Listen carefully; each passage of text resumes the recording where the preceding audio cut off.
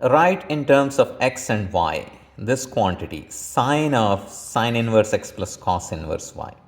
So it looks like we have to find sine of some angles a plus b. So we need to know the sine of a plus b formula, but we need to know a little bit more. So here are the prerequisites that are assumed.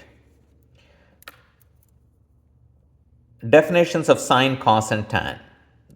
So if you know SOHCAHTOA, that means sine is opposite over hypotenuse, cos is adjacent over hypotenuse, and tan is opposite over adjacent.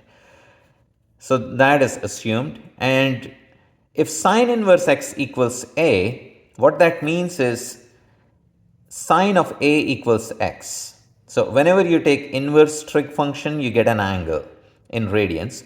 And then sine of that angle will be equal to this input. And similarly, you can write down for cos inverse x and tan inverse x. And then, depending on the problem, we may have to either use sum or difference formulas. So if you know the sum formulas, then you automatically know the difference. So sine of a plus b is sine a cos b plus cos a sine b. But if you have a minus b, then it's called difference formula. Then here the plus will change to minus.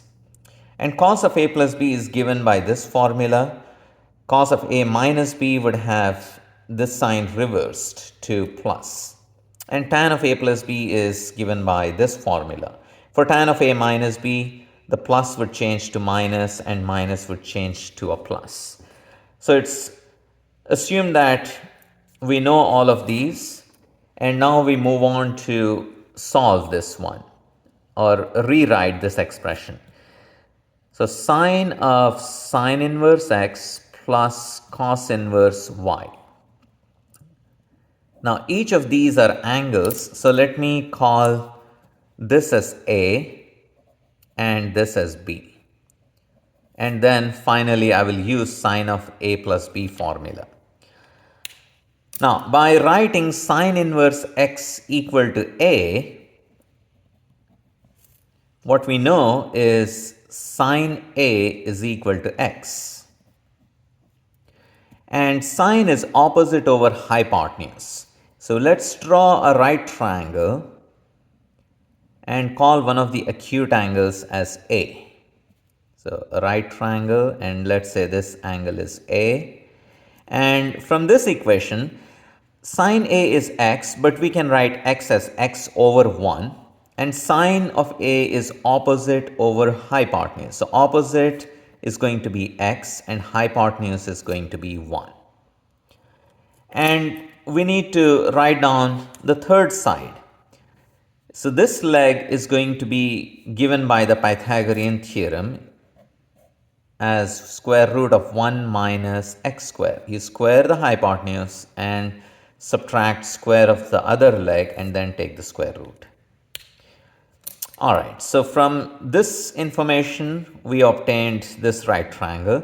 Let's write this other term, cosine inverse y equal to b, and what that means is cosine b is equal to y.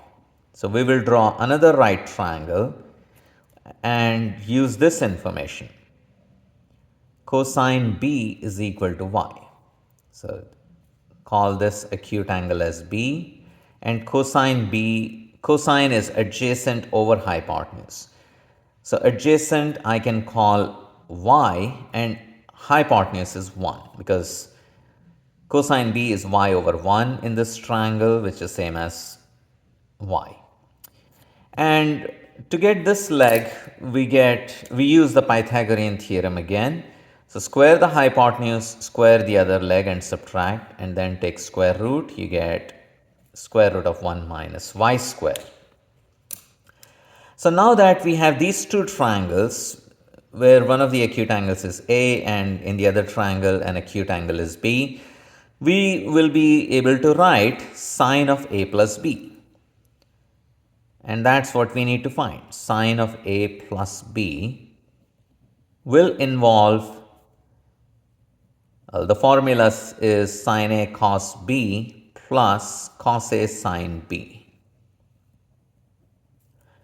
So we'll have to use both triangles to figure out each of these quantities. There are four quantities. Sine A is going to be x over 1, which is just x. Let's go ahead and write x over 1. And cos B is y over 1.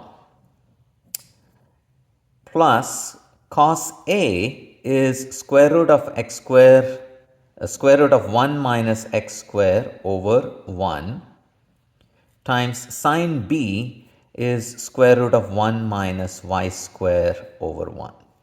Oh, so we really don't need those over 1s.